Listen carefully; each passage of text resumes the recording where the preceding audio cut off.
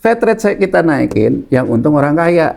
Karena orang kaya yang kelebihan likuiditas, dia akan menerima penerimaan pendapatan bunga yang dinaikkan. Tapi kalau Fed rate diturunkan juga, yang untung orang kaya. Dapatnya dari mana? Dari keuntungan di hedge fund-nya. Karena strategi itu is action, Mas Awalil. Strategi itu bukan omon-omon gitu, dalam artian bukan orang seorang ngomong, wah rupiah melemah bagus. Ya, kemarin ketika rupiahnya belum melemah, nggak gitu ngomongnya. Setelah nggak bisa mengendalikan, ngomongnya lain lagi. Kalau itu bukan ngeles namanya. Ngeles. Artinya, ya kalau memang kamu bisa terus membiayai defisitmu dengan mendapatkan standing bayar di domestik, kamu nggak butuh saya, ya urusanmu. Tapi kalau kamu butuh saya, ya saya nggak mau segitu. Kalau negaranya nggak butuh asing, ya selesai. Tapi masalahnya fiskalnya kan jelek. Sampai seberapa kuat kamu nyuruh BI untuk terus ngambil? Dan antara ikutan. Sampai bank barang ikutan. Seberapa kuat juga kamu pakai bond stabilization fund. Ayo kita adu stamina. Bisa membuat dari 17.700 ke 15.000. Nggak make sense. 3,4 nggak bisa. Nggak make sense, Mas Awalil. Jadi maksud saya, overclaim ini juga yang sebetulnya menambah beban loh. Ternyata begitu minggu depannya, dan kita ada beberapa kali libur kan. Loh, kok rupiahnya malah melemah. Karena kita ini menahan yield 10 tahun terutama. 10 tahun. Tidak ada insentif buat investor asing ke masuk. Investor asing melihat ada di depan kurva, Anda akan jatuh. Butuh duit banyak di depan. Kenapa Anda akan jatuh? Karena Anda nggak kuat lewat domestiknya. Pada akhirnya kamu akan ketemu saya. Sinyal-sinyal terhadap krisis kepercayaannya mulai muncul kan?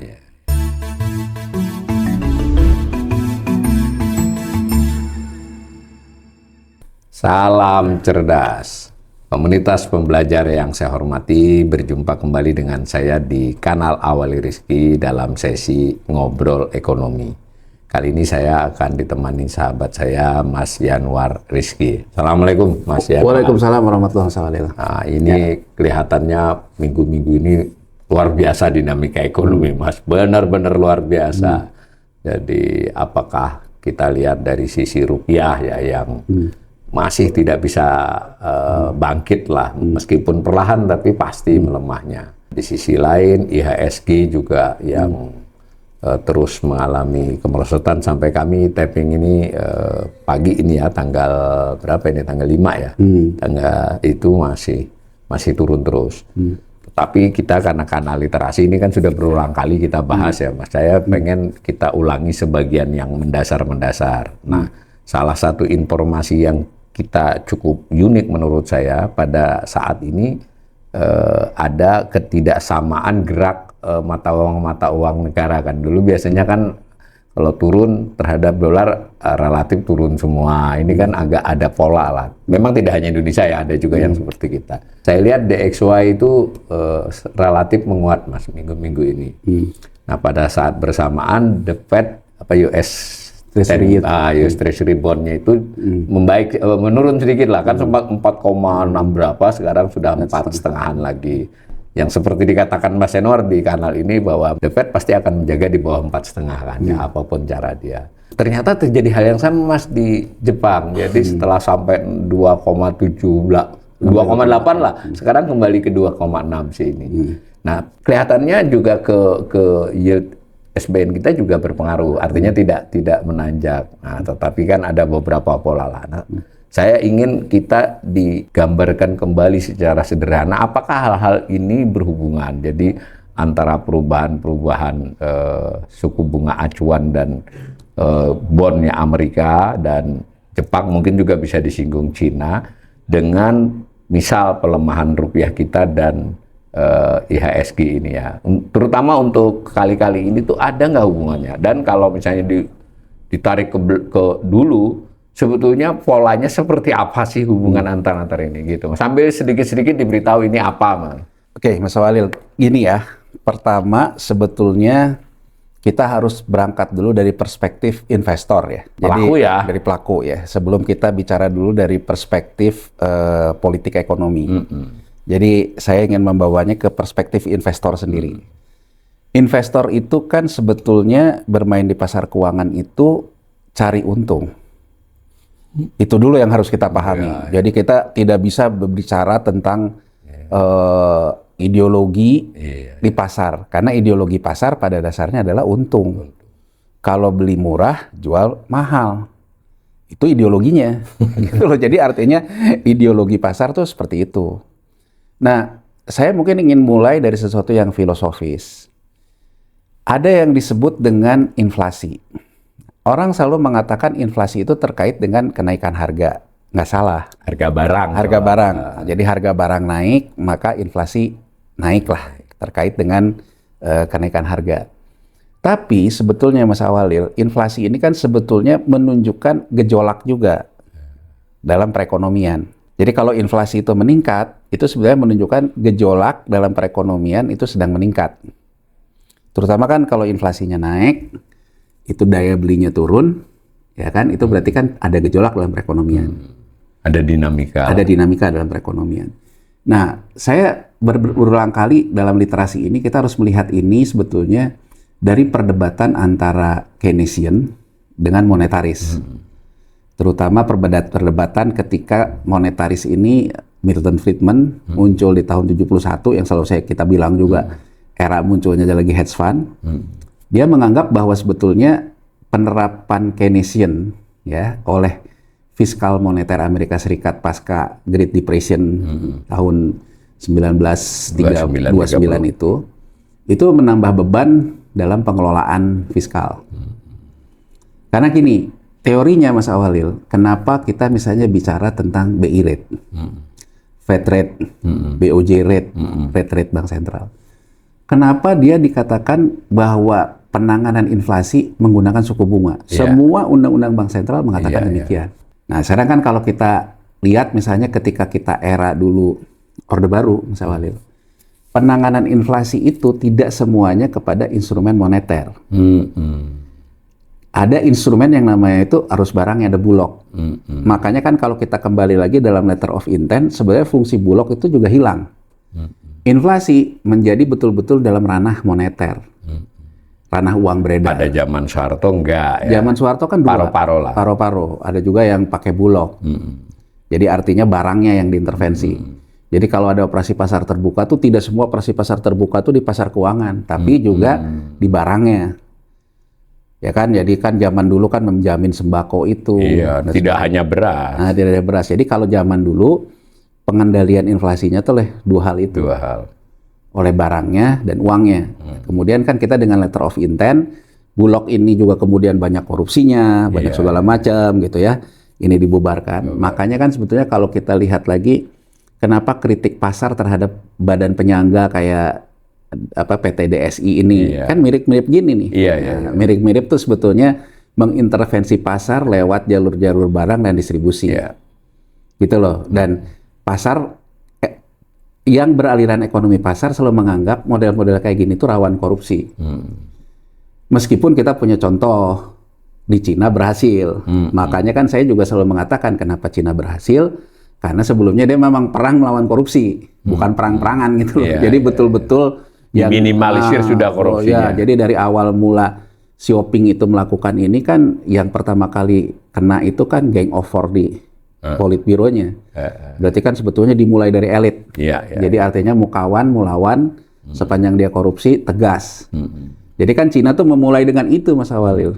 Itu yang harus kita ingat gitu loh. Jadi artinya kan ketika kita menganut ini menjadi state capitalism kan negara yang mengatur segala macam, menguasai. Negaranya dibersihkan dulu. Negaranya dibersihkan kan jangan sampai juga kayak era kerajaan Mas Awalil. Negara adalah saya itu pemimpin kan. Negara kan memang harus mencerminkan yang namanya wali amanah kan. Bahwa pemimpin itu proksi dari semua warganya. Itu kan syaratnya itu. Nah, karena syarat ini kan susah dipenuhi karena kan kalau orang ekonomi pasar tuh selalu bicara tentang peluang. Setiap orang tuh, setiap manusia tuh pada dasarnya tuh dari orang-orang kapitalisme tuh kan gampang kalau kita ngomong kapitalisme. Kapitalisme tuh menganggap semua orang itu senang uang. Semua orang itu serakah. Sehingga kalau satu orang misalnya menguasai satu posisi, itu secara manusiawi susah untuk orang itu tidak menjadi serakah. Makanya ekonomi pasar selalu menentang tentang namanya monopoli. Karena menurut dia sifat dasar manusia itu bahwa begitu dia jadi jadi penguasa tunggal, ya dia akan tergelincir. Itu aliran ekonomi pasar. Makanya kan ini dihilangkan. Akhirnya yang namanya moneter betul-betul menjadi tumpuan penanganan inflasi. Nah, terus kan orang akan ngelihat gini, misal ya, dalam kanal kita juga banyak yang komen, saya nggak peduli rupiah mau berapa, yang penting saya masih makan di warteg harganya masih segitu. Artinya di masyarakat kebanyakan ngelihat itu barang, Mas Walil. Ngelihat itu barang gitu loh. Jadi bahwa sepanjang barangnya itu harganya itu masih bisa seharga itu, mau rupiahnya berapa, dia nggak terlalu peduli. Nah, terus bagaimana sebetulnya mengendalikan inflasi yang pada akhirnya mengendalikan barang? Pertanyaannya kan gitu. Dan itu pertanyaan textbook untuk seluruh negara ya. Seluruh negara. Nah, coba kita lihat akhirnya apa yang dikatakan menangani inflasi melalui kebijakan moneter. Selalu sebetulnya bicaranya Mas Awalil, selalu yang saya juga utarakan di kanal literasi kita. Kalau yang namanya investor, yang namanya pengelola dana investasi, hedge fund, yang namanya central bankers, bank sentral, ukurannya itu ahead the curve. Mendahului kurva. Jadi artinya keputusan saya hari ini, karena saya melihat kurva di depan. Jadi kalau saya melihat kurva di depan itu adalah inflasi, maka saya harus mencegah inflasi di depan, Mas Awalil. Jadi mohon maaf nih gitu, kalau misalnya selalu dikatakan inflasi yang stabil 2,4 dari BPS dan sebagainya, itu kemudian menjadikan dasar misalnya BI rate juga kondusif gitu ya kan, pemerintah sering mengatakan gitu. Menurut saya dari sisi literasi, Bank Sentral tidak memberikan literasi yang baik, karena harusnya tuh Bank Sentral tuh mengatakan tentang pandangan dia apakah di depan tuh akan terjadi inflasi atau tidak. Itu jadi notulensi kalau rapat di The Fed ya? Iya, kalau di The Fed kan gitu. Jadi kalau di The Fed itu kan dia ukurannya ngelihat bahwa ini trennya. Kan dia FOMC-nya 3 bulan sekali misalnya. Jadi tren di belakangnya datanya gini. Kemudian data dinamikanya segala macam. Nanti di situ ada risalahnya 3 bulan ke depan tuh kemungkinan gini. Kemungkinan akan terjadi peningkatan inflasi diakibatkan oleh apa?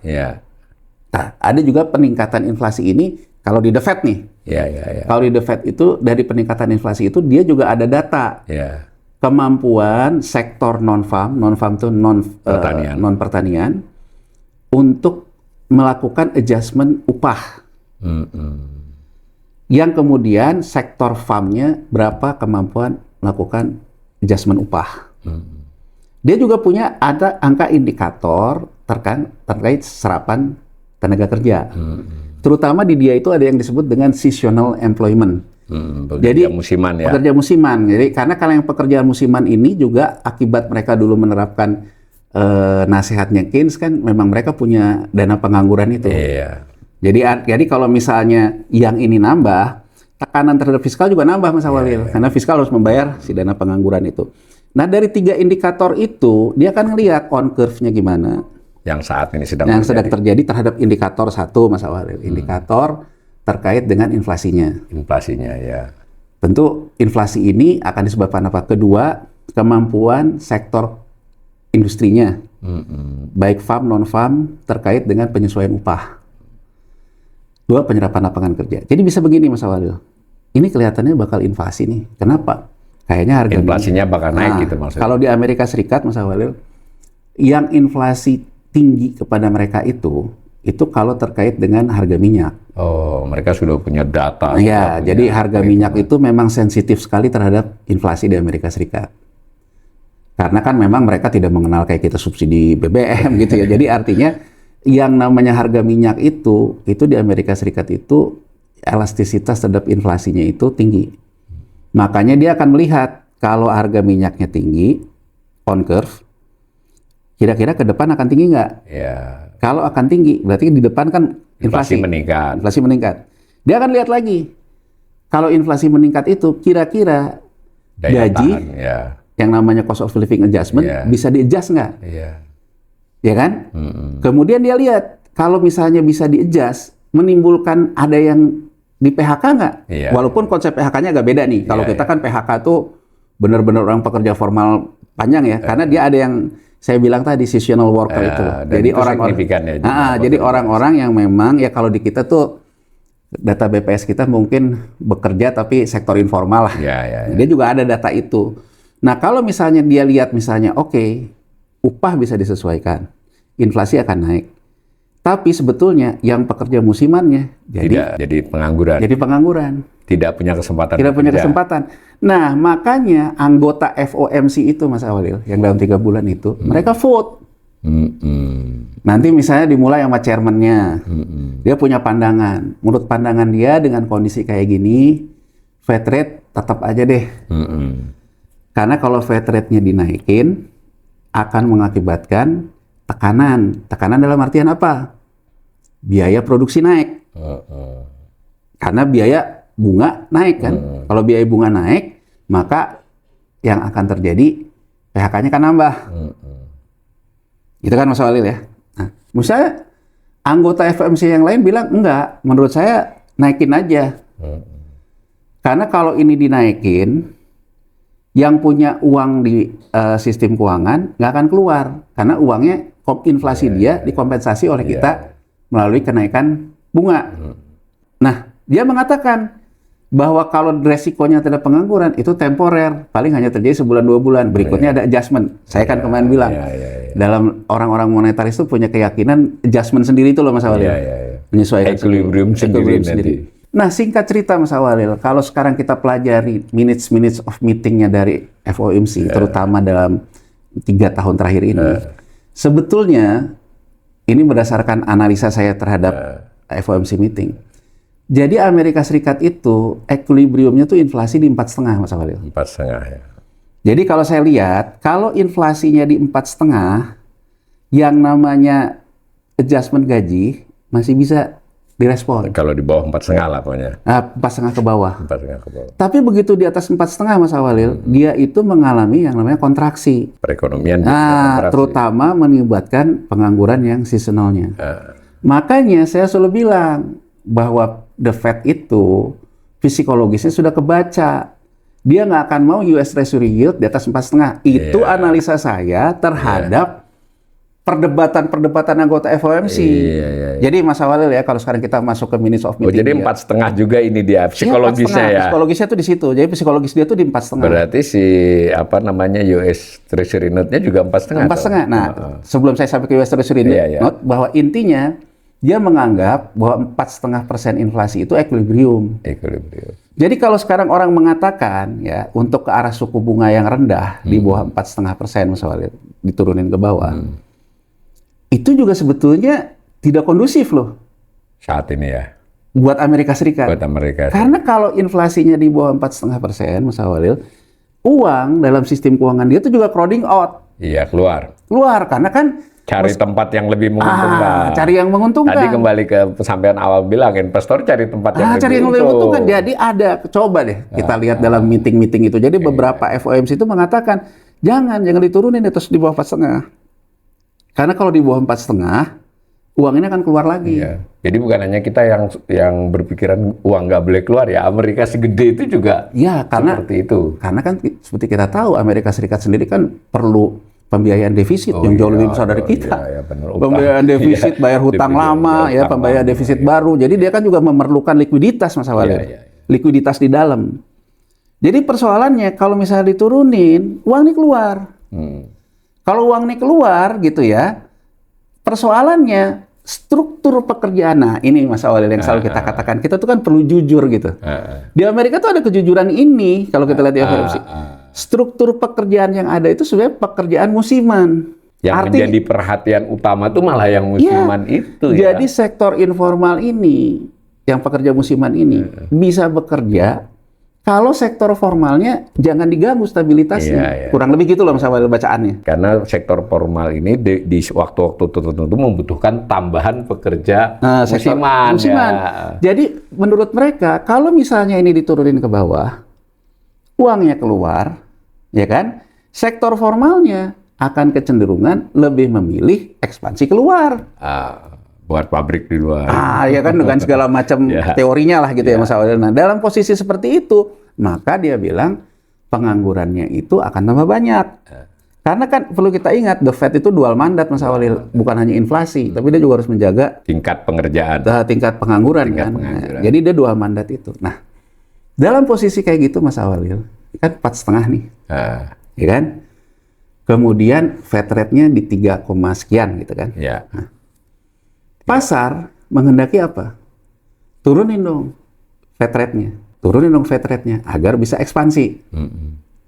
Nah, ini yang kita lihat Mas Awalil. Apa pilihannya? Pro-growth atau stability?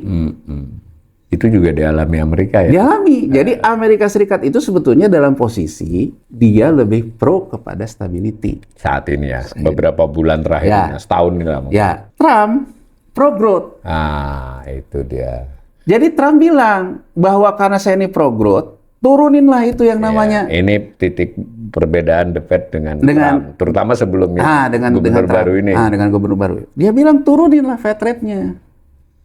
Karena itu akan ke arah pro-growth.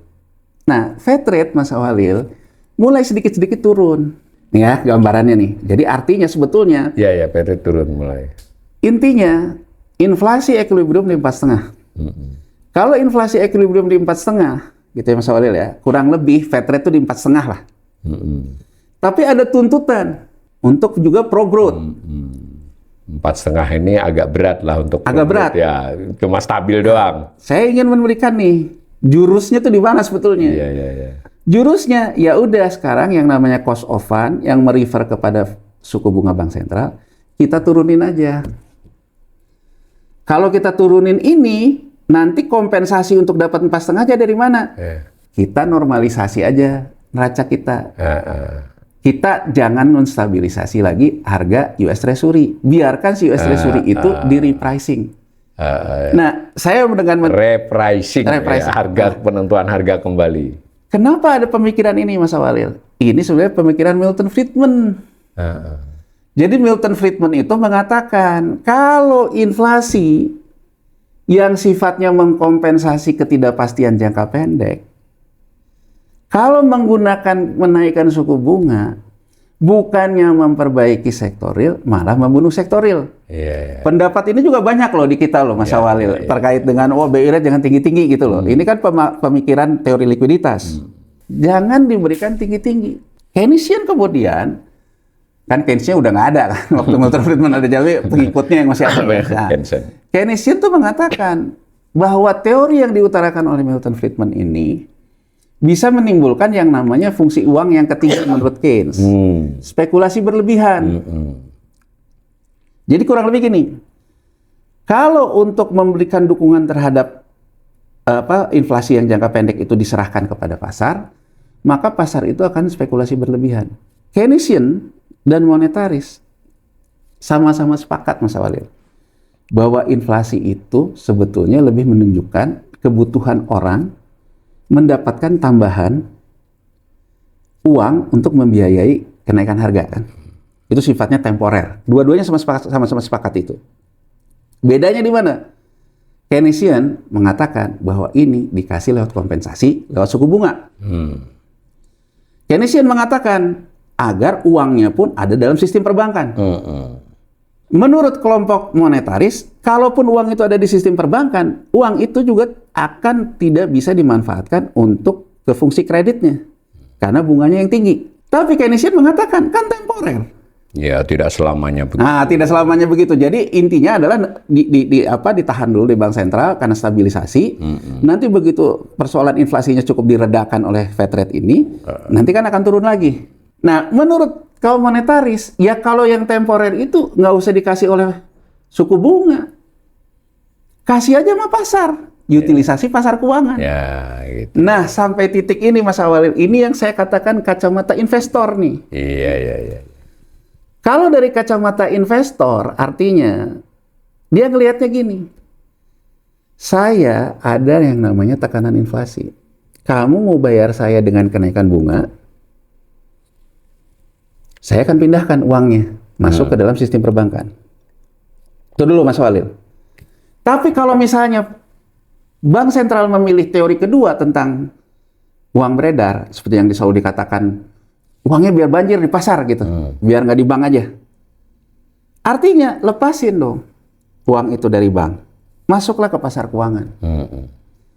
Keynesian bilang, kalau ini dilepasin ke pasar keuangan, muncullah spekulasi berlebihan, volatility di pasar keuangan meningkat. Meningkat, iya. Karena orang mencari untung. Mencari untung, termasuk mengkompensasi inflasi. Iya, mengkompensasi inflasi. Menurut kaum monetaris, ya sama aja kan, bahwa kalau misalnya harga saham di repricing, yield-nya untuk kepada membiayai inflasi, harga emas juga dikoreksi untuk membiayai inflasi, harga di bursa komoditas itu, dia bilang apa bedanya dengan kalau menambah suku bunga? Tapi kan ini diatasi oleh pasar. Pasar yang bekerja. Bekerja. Bukan keputusan otoritas. Bukan keputusan otoritas, sehingga artinya cost of fund terkait dengan kreditnya nggak berpengaruh, karena suku bunga acuannya nggak berpengaruh. Iya. Tapi Keynesian juga kan bilang, loh tapi kalau uangnya terus keluar ke pasar, sebetulnya fungsi kredit juga mengalami masalah walaupun bunganya rendah, tapi uangnya nggak ada gitu di perbankan, Mas Awalil. Iya. Jadi ini perdebatan yang sebetulnya nggak ada solusi sebetulnya di antara keduanya. Tapi tergantung kondisi-kondisi aja ya. Tapi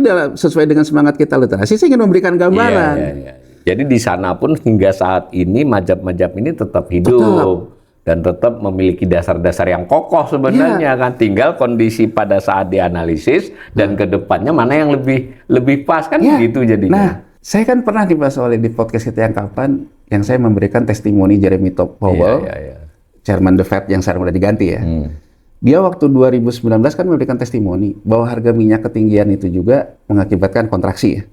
Tapi yang menarik Mas Awalil, sebetulnya dalam testimoni itu juga dia ditanya tentang perdebatan ini. Dia ditanya, dia lebih memilih menaikkan Fed rate atau menurunkan Fed rate. Jawabannya menarik Mas Awalil. Jawaban dia gini, Fed rate dinaikkan, yang untung orang kaya. Fed rate diturunkan, yang untung orang kaya. Ini yang ngomong, boleh dicari lah yang nonton kita. Jadi yang ngomong adalah Jeremy Powell, orang yang boleh dibilang didengkotnya pemikiran liberal. Kalau kita mau ngomong, mazhabnya mazhab pasar betul. Jadi dia bilang, Fed rate kita naikin, yang untung orang kaya. Karena orang kaya yang kelebihan likuiditas. Dia akan menerima penerimaan pendapatan bunga yang dinaikkan. Tapi kalau Fed rate diturunkan juga, yang untung orang kaya. Dapatnya dari mana? Dari keuntungan di hedge fund-nya. Jadi dia bilang, yang harus kita cari solusinya, ini Jeremy Powell yang ngomong di Kongres, yang harus kita cari solusinya adalah bagaimana kita bisa menjelaskan fenomena antara struktur pekerjaan di Amerika Serikat dengan uang beredar. Dan menurut dia, ini sekarang nggak ketemu, belum ketemu, dia bilang. Pemecahannya masih ad hoc ya? Masih ad hoc. Kalau dulu dia bilang, tahun 70 sampai dengan 78, jelas, polanya harga minyak naik, penyerapan lapangan kerja naik. Tapi dia bilang, sejak tahun 90 sampai hari ini, itu sudah tidak ada korelasinya lagi. Polanya berubah. Berarti dia bilang, yang menyerap lapangan kerja kita juga bukan migas lagi. Di mana penyerapannya? Kan sama dengan sekarang kita ngelihat Mas Awalil. Sebetulnya pekerjaan kita tuh di mana sih gitu kan, kita yang harus kita pastikan. Cuman kan hebatnya yang harus kita contoh dari The Fed tuh, dia bisa punya data non-farm. Rincian ketenaga kerjaan itu luar biasa. Jadi artinya policy based on datanya tuh kuat sekali Mas Awalil. Nah jadi, tapi saya ingin kembali yang diomongin si Powell ya. Jadi artinya dia bilang, ya kalau kita naikin, yang untung orang kaya. Kalau kita turunin, yang untung orang kaya.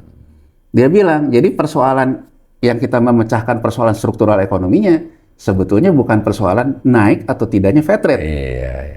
Agenda lain itu. Agenda lain. Dan itu nggak hanya The Fed, harus agenda dengan pemerintah kan. Agenda dengan pemerintah. Nah, sampai situ Mas Awalil. Saya ingin mengatakan gini, artinya buat investor, kalau bank sentral ya melakukan counter cyclical, di saat investor membutuhkan kompensasi inflasi, bank sentralnya malah counter cyclical nurunin bunga, berarti sama dia duitnya ditarik, digoreng di pasar keuangan. Untuk mengkompensasi itu ya. Nah, jadi teori yang mengatakan kalau uang ini diturunkan, bunganya negatif, uang ini kemudian akan dipakai untuk menginvestasikan ke sektor real. Saya ingin mengatakan, itu dunia zaman kapan? Dan itu relevan dengan waktu kita diskusi bahwa ini lembaga keuangan non-bank itu membesar ya, nggak terkait bank, lebih besar kalau di negara maju itu di situ ya. Makanya saya selalu mengulang-ulang Mas Awalil pernyataan ketika Amerika Serikat melakukan namanya kebijakan Fed rate-nya diturunin, uang dibiarin keluar jadi uang murah, itu yang mengakibatkan US dollar index turun, menjatuhkan dirinya sendiri. Itu yang membuat rupiah kita kuat. Itu yang membuat surat utang negara kita laku. Bukan hanya negara kita, banyak negara emerging market lah. Kalau yang disebutin nama Janet Yellen kan 5 ya. 5 negara fragile itu, market. Fragile market itu 5. Jadi itu diserap ke situ. Akhirnya artinya sebetulnya apa? Amerika Serikat yang pada waktu itu krisis di Wall Street, saya mengatakan ini tuh di Desember 2007. Jadi sebetulnya the Fed itu mengalami dilema moneter. Dia harus menurunkan suku bunga karena mengakibatkan suku bunga yang dinaikkan oleh Alan Greenspan untuk melawan Cina di tahun 2003 sampai 2005 itu jadi bumerang. Karena KPR kredit perumahannya naik, gagal bayar. Jadi teorinya pada waktu itu, kalau gagal bayar yang ingin diselesaikan, suku bunganya harus diturunkan, Mas Awalil. Agar si orang yang pekerja kelas bawah ini bisa bayar lagi kreditnya. Tapi kalau suku bunga Fed rate-nya diturunkan pada waktu itu di tengah tekanan pasar yang lagi seperti itu, uang akan keluar. Nah makanya kemudian dia mengakalinya apa coba? Mengakalinya oke deh, Fed rate-nya turun. Untuk Fed rate turun ini, inflasinya mesti turun. Nah ini bedanya nih Mas Awalil, kita sama dia yang ruling currency. Kalau dia ngelihat di depan kurva, harga minyaknya harus kita turunin. Kalau kita dalam posisi kan pasif, nggak bisa kita mengatakan bahwa wah kita akan mempengaruhi harga minyak. Mempengaruhi harga minyak, ya oke lah ya argumentasi bahwa kita swasembada energi, tapi menurut saya kebanyakan omong juga. Bener ada apa enggak gitu loh. Sepanjang kita masih butuh ke pasar luar negeri dan pasar luar negeri bukan kita yang kendalikan, bukan kita market maker harganya, nggak bisa. Nah di Amerika Serikat market maker harganya kan hedge fund juga. Jadi pada waktu itu kebijakannya apa? Gimana ya caranya? Kan saya udah cerita di podcast sebelumnya tentang order COT, order di bursa komoditas. Karena si hedge fund ini bisa mempengaruhi pasar komoditas, mempengaruhi harga. Nah, jadi artinya supaya inflasi di depan kurva itu sesuai yang saya inginkan, karena saya mau nurunin Fed rate, inflasi di depan itu harus turun. Inflasi harus turun, harus kenapa? Harga minyak turun. Berarti kan saya harus deal sama hedge fund nih. Gimana ya caranya si hedge fund mau lepasin harga minyak itu turun? Saya harus memberikan kompensasi ke dia. Nah ini kan kacamata investor Mas Awalil. Sama juga dengan sekarang kita kalau mau melihat ketika Presiden mau melakukan kebijakan DSI, ya kan artinya Presiden mengambil madunya pasar satu. Diganti apa? Pasar kan selalu begitu Mas Awalil. Kita ngambil ini ya gantinya apa? Gantinya apa? Jadi saya ingin mengatakan teori teknokrasi itu nggak ada yang salah, asal benar. Tapi saya juga ingin kepada titik ketika Amerika Serikat melakukan ini loh. Ketika Amerika Serikat menginginkan politik inflasi rendah, harga energi rendah, dia mendorong si hedge fund untuk nurunin harga energi, dia memberikan kompensasi lain. Jadi kurang lebih gini, kamu turunin ya harga minyak. Kompensasinya apa?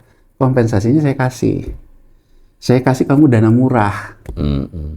Dengan kondisi kayak gini, berarti tercapai. Pasar deal untuk menurunkan harga energi. Pasar mendapatkan uang likuiditas dari saya. Ini yang disebut dengan money printing Mas Awalil. Ini yang orang selalu sebut tentang modern monetary theory. Ya kan? Jadi artinya si bank sentral tuh mengambil inisiatif. Karena strategi itu is action Mas Awalil. Strategi itu bukan omon-omon gitu dalam artian bukan orang seorang ngomong, wah rupiah melemah bagus ya. Kemarin ketika rupiahnya belum melemah, nggak gitu ngomongnya. Setelah nggak bisa mengendalikan, ngomongnya lain lagi. Kalau itu bukan ngeles namanya. Ngeles. Nah, jadi kalau dia tersistematis nih. By design. By design. Jadi artinya kamu mengalami rebalancing di harga minyak. Karena saya ingin inflasinya rendah. Saya bayar ke kamu lewat kompensasi lain. Apa kompensasi lain itu? Dalam bentuk yield surat utang. Kalau pakai suku bunga bank sentral itu dinaikin, maka uang masuk ke perbankan. Kalau dikeluarin, maka yang akan naik volatilitas saham, yield obligasi, yieldnya emas dan sebagainya. Melalui hedge fund ya. Melalui hedge fund. Caranya. Cara Amerika melakukan money printing, dia pastikan betul Mas Awalil bahwa kompensasinya itu lewat instrumen surat utang negara dia. Kenapa? Karena saat yang sama dana pengangguran dia juga naik waktu 2007-2008 itu. Dia butuh duit. Dia butuh duit, karena kan kalau di Amerika begitu yang seasonalnya naik, dia juga harus bayar dana pengangguran itu. Iya. Cuman kan gini Mas Awal, kalau kita sekarang mau menerapkan kayak gini, ya seberapa kuat juga kita ada di pasar kan? Nah, dia mengatakan, oke, kamu ngambil ya dulu surat utang yang diterbitkan oleh pemerintah,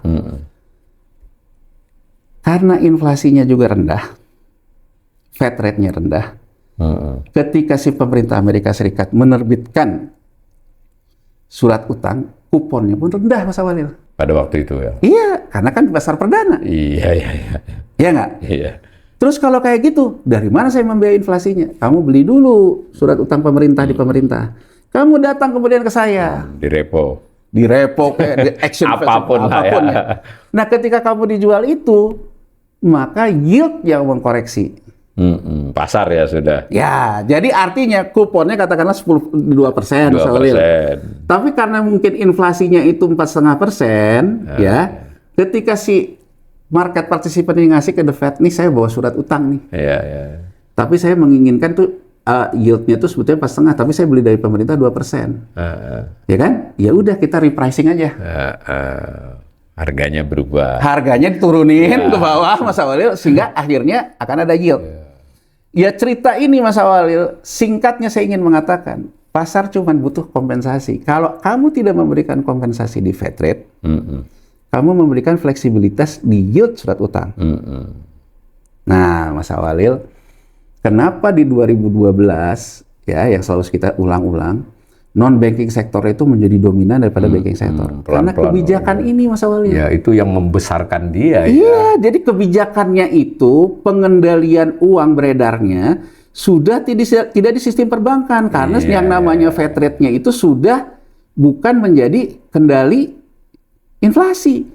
Kendali inflasinya ada di pasar surat utang. Oh, itu sejarahnya. Sejarahnya itu ini makin membesar. 4 kali lipat loh pemirsa sekarang dibandingkan bank kalau untuk Amerika. Terus kan lebih banyak duit di hedge fund daripada hedge fund itu kan mengambil lewat operasi moneter ke The Fed-nya pakai surat utang Amerika Serikat. Masuk ke negara lain ke surat utang. Makanya saya selalu mengatakan, kalau kita mau mengatakan hedge fund, di 2012 ini, Elliott Management hedge fund terbesar ketiga, Elliott Management namanya Paul Singer. Paul Singer mengatakan, kita akan memasuki era sorting bond. Sorting bond itu artinya apa? Surat utang pemerintah di short. Jual. Jadi kan dia akan ngelihat bahwa pasar surat utang ini akan bubble. Ya, sudah kelebihan lah ya. Gelembung. Nah, ini Mas Awalil, permainan yang sebetulnya akhir-akhir ini tuh mendominasi. Oh, itu ya. Jadi Mas Awalil, di tahun 2021, Bank Sentral Jepang itu mengatakan, kami nggak bisa nih, gini terus. Suku bunga negatif, segala macam. Dia naikin lah yieldnya. Amerika juga naikin yieldnya. Nah, jadi singkat cerita Mas Awalil, sekarang, kalau kita mengatakan, di negara berkembang, kalau Fed rate-nya 3, negara berkembang, gini loh Mas Awalil, Fed rate 3 itu dalam US dollar. Ya. Rata-rata volatility rupiah ke US dollarnya berapa? Anggap saja seperti yang dikatakan oleh Pak Ferry lah, ya 5,5%. Jadi kan kurang lebih sebetulnya dia ingin mengatakan BI rate itu sebetulnya di 5,5%. Dari dihitung dari volatility US dollar IDR-nya. Walaupun saya juga mengkritik. Karena Pak Ferry kan selalu melihatnya ketika sudah equilibrium, dia ngitungnya ke sini. Kan kalau saya ngelihatnya setahun ini berapa volatility-nya? Kalau menurut saya kan volatility-nya udah ada di 8,4-9% Mas Awalil. Kalau setahun ya. Nah, kalau di setahun kan. Jadi kan sebetulnya antara sekarang diferensiasinya itu harusnya kan BI rate di 9. Kurang lebih kan gitu loh. Nah, cuman kan saya ingin kembali ke titik ini. Kalau kita nggak mau BI rate-nya 9, karena ada masalah misalnya nanti orang yang ngambil KPR jadi masalah, kredit jadi masalah. Ini pilihan Mas Awalil. Oke. Kita ngikutin gaya negara maju. BI rate tetap, tapi tetap Anda harus memberikan kompensasi inflasi. Pada investor. Pada investor. Iya kan Mas Awalil? Kalau nggak pergi mereka. Kalau Anda melakukan BI rate-nya tetap, ya Mas Awalil ya, dia akan melihat, ngapain sih di sini? Keluar aja. Bunganya rendah kan? Nah, terus BI kan melihat, Nggak usah khawatir, karena Fed rate-nya juga tetap. Semua bank sentral negara maju juga tetap. Jadi sebetulnya ruang secara psikologis Untuk pergi, untuk pergi itu juga nggak ada. yang lain-lain juga pada tetap. Tapi ini hanya akan bisa terjadi kalau Fed rate tetap, tidak ada repricing terhadap US Treasury yield. Nah, Itu boleh teori itu Mas Walil. Jadi artinya dulunya memang deket banget ya. Treasury note dengan Fed rate ini dekat. Sekarang agak lebar agak lebar. Jadi sebetulnya singkat cerita, negara maju itu menempuh strategi apa? Ada inflasi depan kurva. Ya. Dia nggak mau naikin Fed rate, terutama tadi tekanan Trump terhadap the Fed segala macam. Dia kemudian memberikan kompensasi dari US Treasury yield.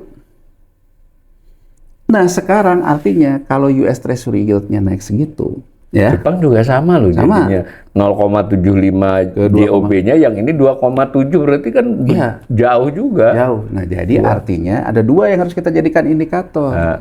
Selisih suku bunga bank sentral dan selisih yield. Selisih yield. Dua-duanya harus diperhatikan. Perhatikan, kalau selisih bunga bank sentralnya cenderung tetap karena bank sentral negara maju juga tetap, kita lihat selisih yieldnya jauh nggak, deket nggak. Kalau deket, ya udah pasti uang ini kabur, Mas Walil akan beli yield yang lebih. Itu alasan kenapa rupiah itu melemah.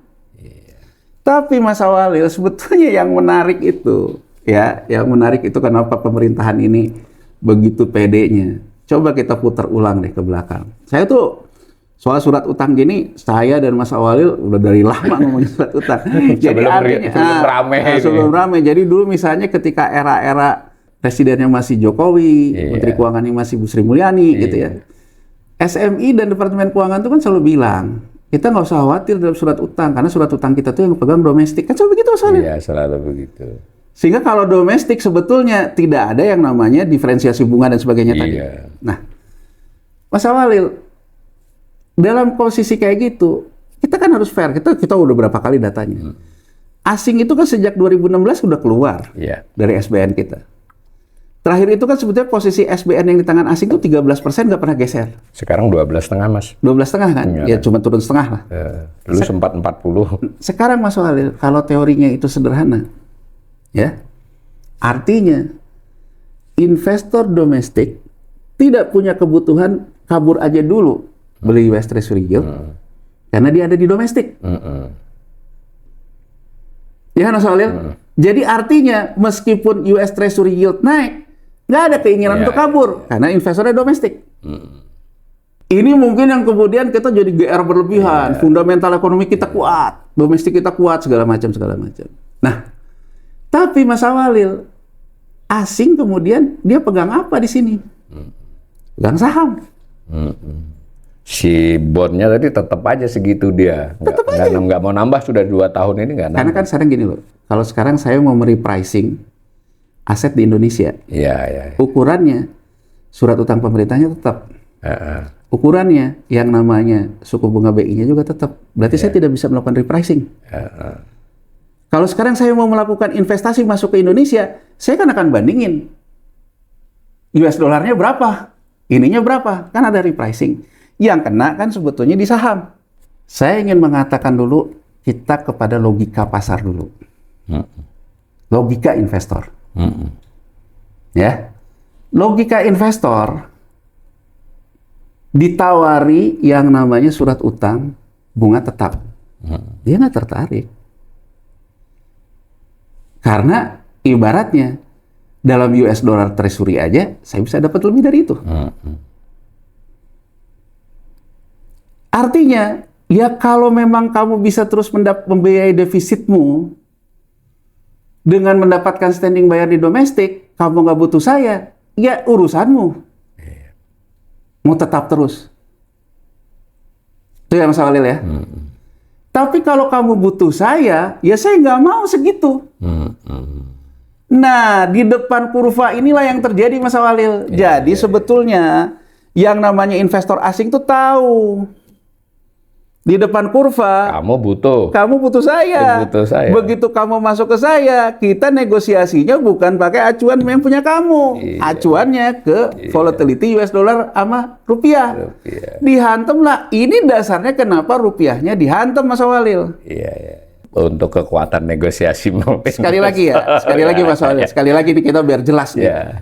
Kalau kacamata investornya ada dua Mas Walil. Ada yang disebut dengan investor institusi, ada yang disebut dengan investor individu. Ya. Nah sekarang siapa yang disebut dengan orang yang membentuk harga di pasar? Orang sebutnya bandar, orang sebutnya market maker. Ya. Orang bisa jadi bandar, orang bisa jadi market maker, harus menguasai dua hal Mas Walil. Satu, dia menguasai isu, dia menguasai floating. Floating itu adalah saham beredar, SBN beredar, uang beredar. Cukup powernya cukup lah di situ ya. Cukup powernya di situ. Kenapa yang namanya hedge fund ini dianggap sebagai bandar? Karena seperti data kita yang sebutkan bahwa dia, ya kan, dialah yang kemudian menampung surat-surat utang pemerintah dari banyak negara. Ya, dalam alokasi aset dia. Dia juga yang menampung dana-dana kelolaan yang besar dari dana pensiun di banyak negara, ya kan, dari orang-orang kaya di banyak negara. Jadi dia memenuhi syarat mempunyai yang namanya floating. Kalau sekarang ada orang ngomong bahwa, wah ini main isu, lah memang kalau namanya teorinya itu adalah teori bandar, dia akan memainkan isu dan akan memainkan floating. Tapi saya juga ingin mengatakan, jangan ketidakmampuan karena kita tidak menguasai floating. Ingin main isu, kita kalah. Kemudian kita menyalah-nyalahkan di seberang. Ini kan permainan. Masalahnya dalam permainan ya Anda harus paham soal itu. Makanya saya selalu bilang, kalau ngegaramin air laut itu percuma, buat apa kita tebar garam di laut? Iya kan? Misalnya ngomong, serok aja serok, itu kan aliran investor individual Mas Walil. Investor individual, dia nyerok itu, dia harus lihat market makernya bergerak nggak ke arah reverse. Nih, mohon maaf, saya juga tidak pernah jelas sebetulnya aliran dari Menteri Keuangan Purbaya ini apa, tapi ada satu forum yang saya lihat, dia kemudian juga mengajak anaknya untuk bicara tentang bagaimana anaknya sekarang punya 15 miliar, sebagainya gitu ya. Ya saya tidak mau ikut campur tentang pribadi ya, tapi saya ingin melihat pemikiran dia. Dan saya melihat dalam salah satu di media sosial, anaknya mengatakan bahwa anaknya memang diajarkan technical oleh bapaknya. Maaf nih, saya tidak mau ngomongin urusan pribadi orang, itu kan urusan orang. Tapi saya ingin mengatakan dari situ saya mendapat kesimpulan bahwa dia adalah alirannya technical. Melihat grafik. Jadi aliran technical itu ibaratnya kalau sudah bottom, Mas Walil, udah pasti akan ke atas lagi. Gambarnya begitu dari waktu ke waktu. Dari waktu ke waktu gitu.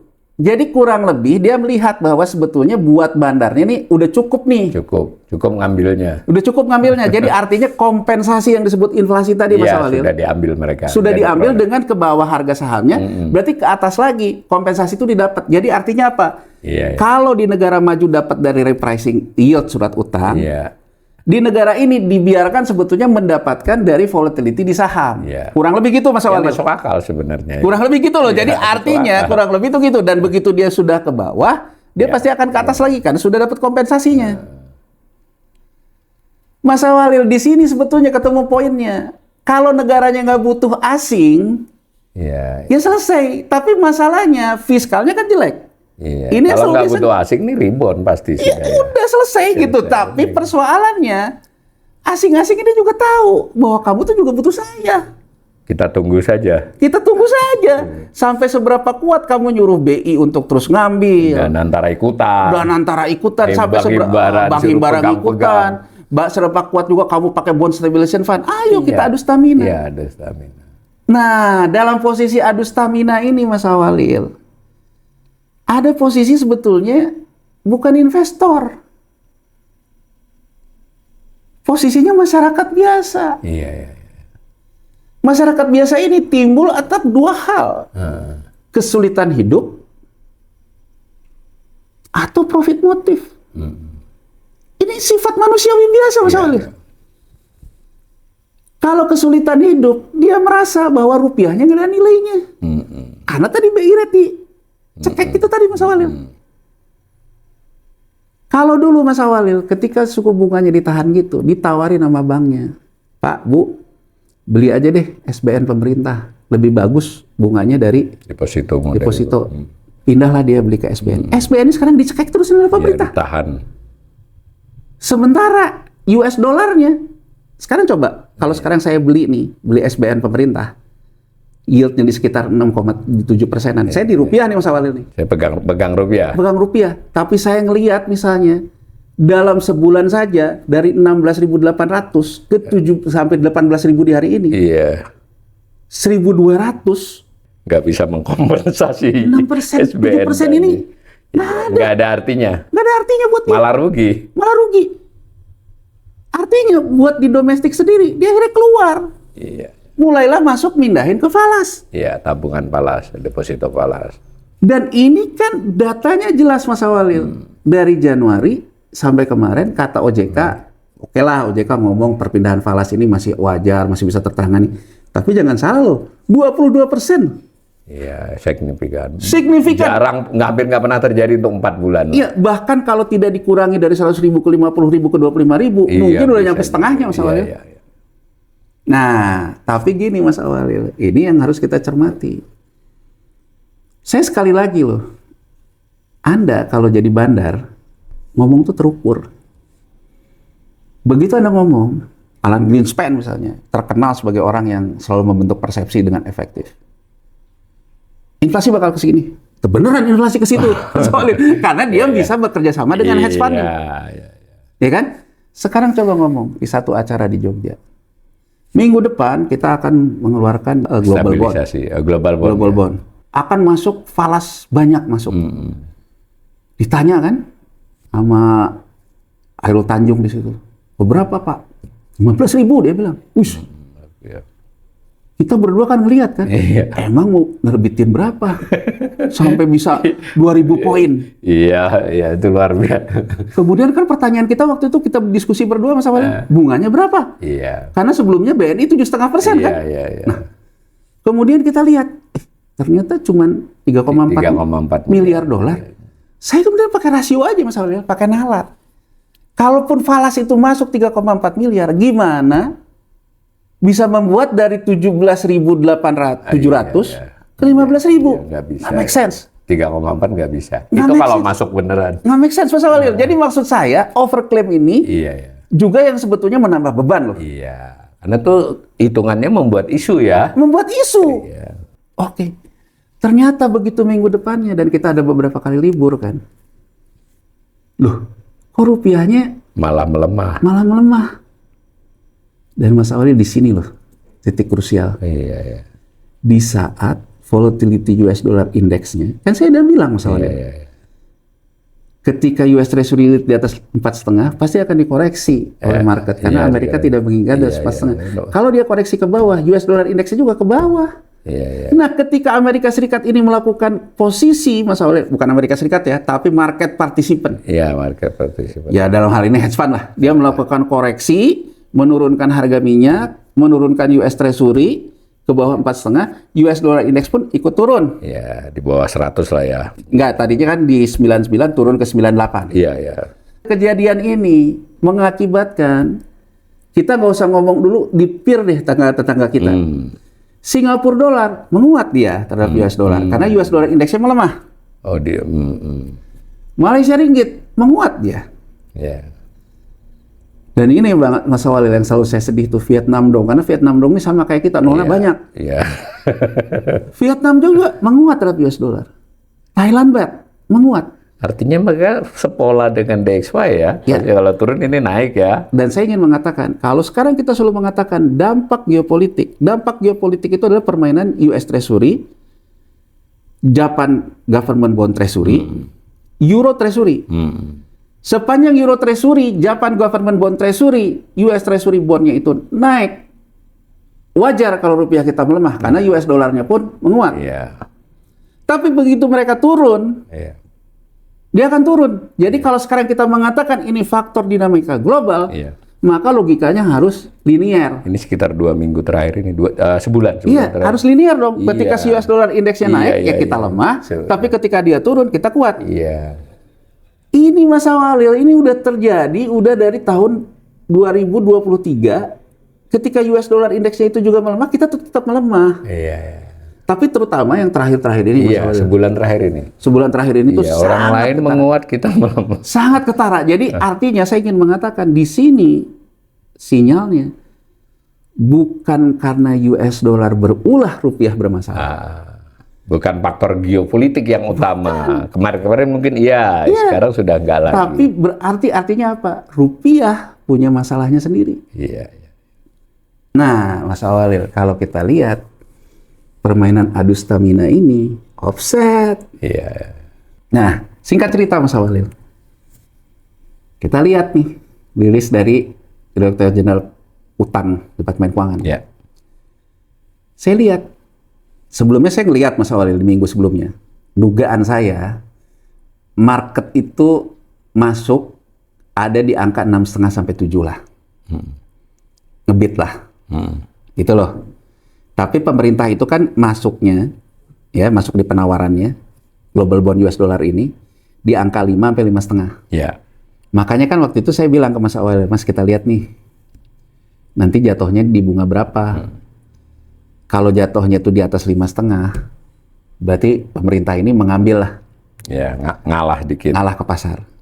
Nah, pada waktu itu saya ngelihat, saya ngitung Mas Awalil, dalam seminggu itu, berapa volatilitas suku bunga pasar uang antar bank yang diakibatkan dari carry trade saham.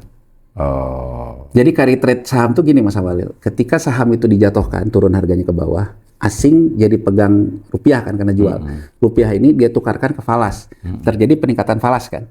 Artinya suku bunga 5 hari itu berapa? Karena peristiwa pemerintah lagi lelang. Nah, kalau saya hitung-hitung di situ Mas Awalil, pasar itu ada di angka 6,5 sampai 7. Jadi kurang lebih, kan kita nggak pernah tahu nih berapa lelangnya. Nggak diumumkan resmi. Tapi kurang lebih menurut saya, pasar kelihatannya kalaupun mau masuk di 6,5 sampai 7. Pemerintah nawarinnya 5 sampai 5,5. Iya. Kemudian kan rupiahnya malah melemah kan. Iya. Kita lihat Mas Awalil pengumumannya. Iya. Ternyata yang diambil benar-benar di bunga yang diminta pemerintah kan. Iya. 5,6 ya sedikit loh Sedikit. dia. 5,6. Terus kita lihat Mas Awalil penyerapannya. Iya. Penyerapannya nggak 100% loh. 99, sekian persen. Iya benar harganya. Informasi berikutnya yang menarik apa? Kupon sama yield langsung beda. Iya. Artinya di pasar perdana pun harganya langsung dikoreksi. Padahal kalau yang SEC book building biasanya sama ya. Sama kan kalau pasar bukan itu. lelang kan. Karena kan ibaratnya Iya, kan ini sudah hasil negosiasi sudah. artinya gampang ya saya nggak mengatakan yang diminta pemerintah tuh nggak laku. Iya, di bawah 100 semua. Nah, ya kan nggak laku. Kemudian juga pasar itu meminta bunga yang lebih tinggi. Tapi pemerintah tidak melakukan penyerapan lebih banyak karena ingin bunganya nggak lebih dari. Iya. Makanya. Kelihatannya nggak sesuai harap. Karena untuk 15.000 itu hitungan saya dia butuh 7,5 sampai 10 miliar. Ya. Ternyata yang dimenangkan cuma 3,4. Ya, kemudian logika saya sederhana Mas Walid.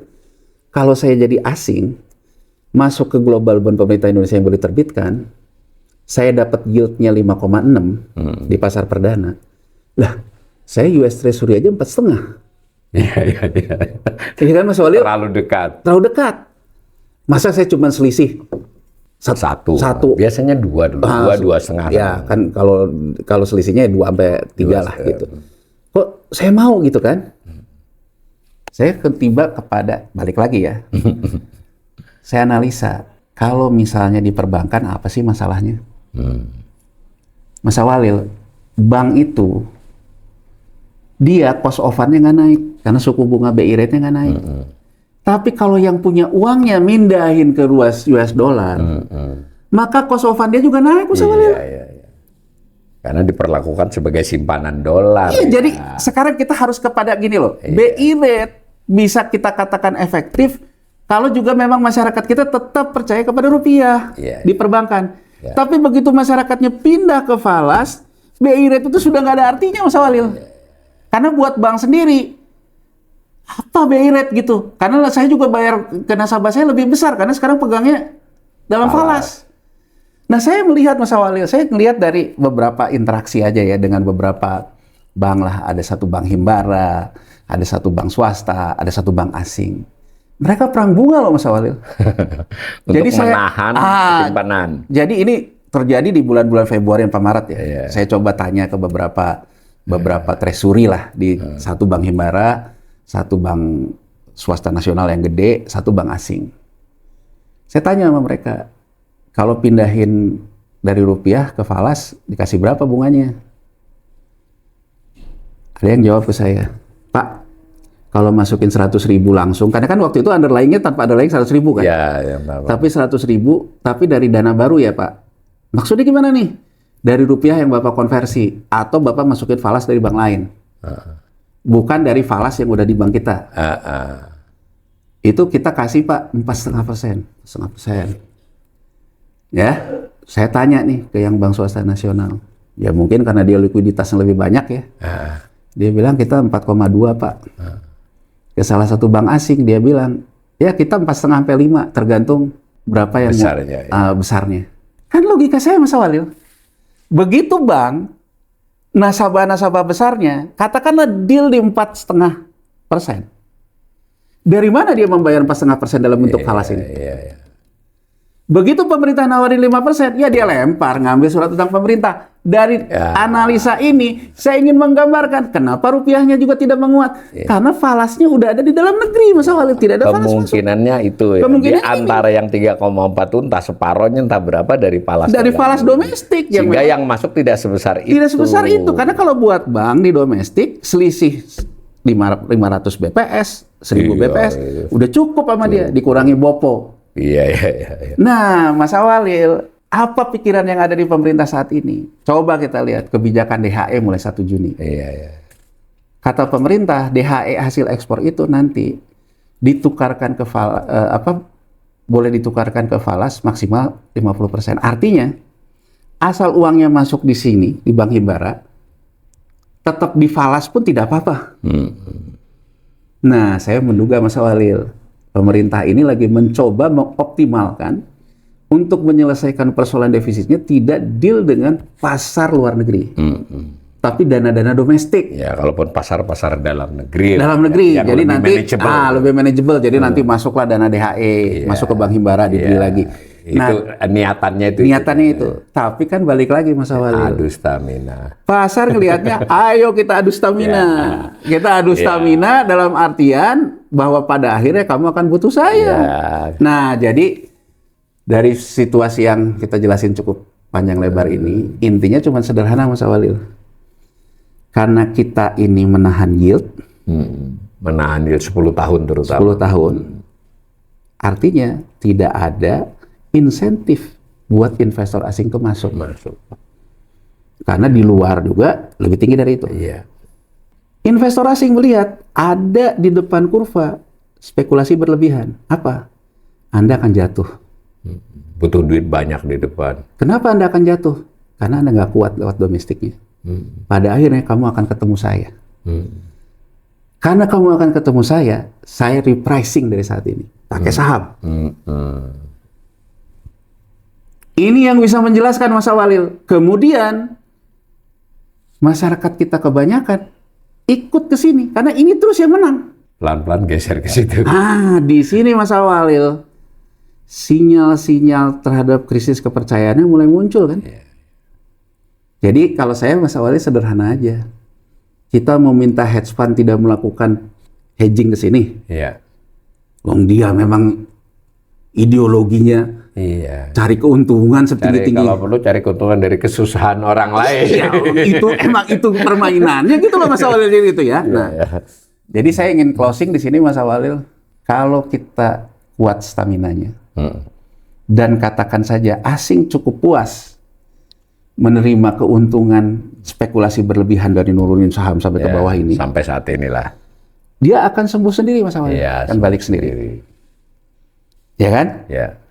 Tapi bisa terjadi asing ini sekarang melihat potensi. Ya, untuk dapat lebih banyak lagi. Untuk dapat lebih banyak lagi karena dia merasa bahwa dia juga melihat wah ini sudah mulai ada indikasi-indikasi krisis kepercayaan, kita akan terus ditekan terus kan.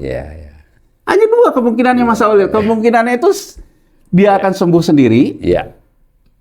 Atau asing melihat peluang habis Oke, ini kayaknya kita harus tutup itu karena nanti beberapa hal teknis akan di sesi berikut mungkin lebih pendek. Mudah-mudahan perbincangan kami ini bisa menambah pengetahuan, ilmu, dan juga kita semua warga negara ini berhak untuk mengambil keputusan untuk diri kita sendiri dan bersuaralah dengan segala macam kesempatan yang kita punya. Ya. Terima kasih, Mas Yanuar. Sama-sama.